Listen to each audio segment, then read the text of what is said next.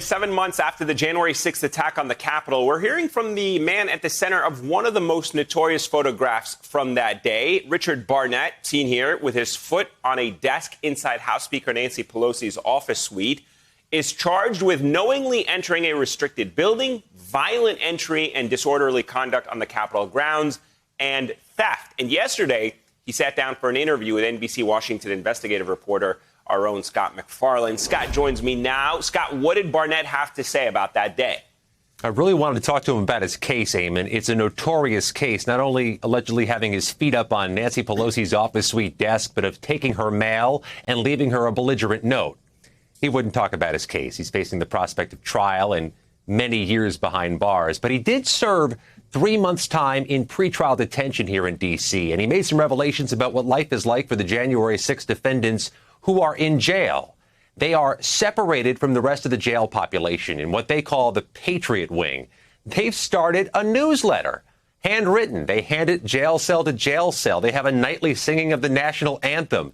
He acknowledges he's not going to be a sympathetic figure. People won't care about his plight, but he says we shouldn't be surprised he and other defendants tried to get released from jail till trial.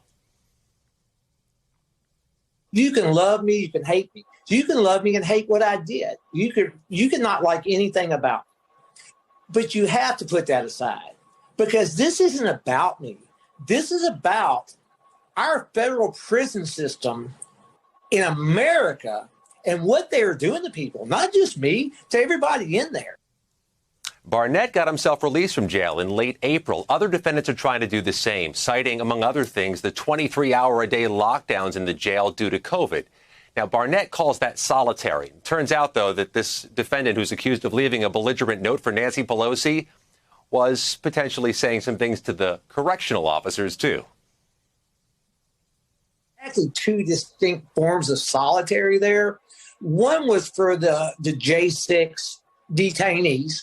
And then the other one seemed to be for anybody that was willing to speak out about the atrocities we felt were going on there.